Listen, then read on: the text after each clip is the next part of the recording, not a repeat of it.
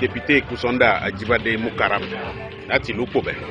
Ẹ ṣeun, mo rò pé rírí àfi wábílì èní òun ni ìpàdé àpapọ̀ àwọn eléré àṣà ìbílẹ̀ ìlú wa. Láti gbà kan ìjà ní ìjà ẹlẹ́yà ọ̀mẹ̀yà, àmọ́ lẹ́nì ìjọba ti sọ fún wọn pé kí gbogbo wọn parapọ̀ kí wọ́n fi ra wọn ṣe ọ̀ṣọ̀ṣọ̀ ẹyọ kan, kẹnu wọn kò láti gbèjà láti jà fún àti lè ríran lọ́wọ́ láti rí ọwọ́ ìjọba fáwọn àṣà ìbílẹ̀ wa kó má parẹ́. Nítorí tá bá gbójú oorun àárọ̀ a rí i pé Nàìjíríà àwọn ìkíní yẹn jẹ́ nǹkan pàtàkì tí ń fa owó wọlé fún wọn. Bí wọ́n sì ṣe ń ṣe lọ́hùn, àwa náà lè ṣe jù bẹ́ẹ̀ lọ.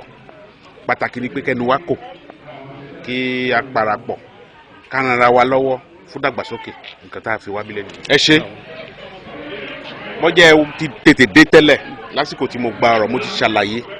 Mo ní ọdún méjì ọdún mẹ́ta sẹ́yìn nǹkan tí ń ṣẹlẹ̀ lénìí tẹ́nìkan bá sọ fún wa kó lè wáyé á kọ̀ pẹ̀lú nǹkan tó ti kọjá sẹ́yìn.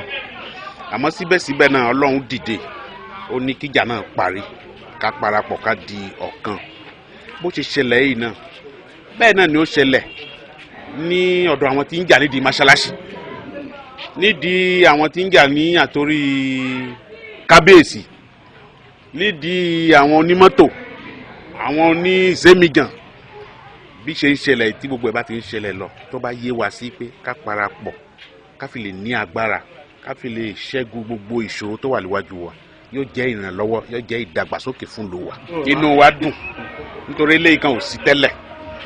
Tí a bá fẹ́ ríranú tẹlifíṣàn tẹ́lẹ̀ kàfi ká dé Kútọ́nù kàfi ká lọ lóyìnbó, òun náà ló wà lárọ̀ọ́wọ́ tó nísìn.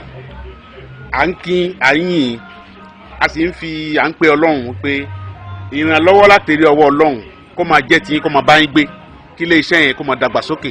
Ọlọ́run ò ní jẹ́ kó jóná.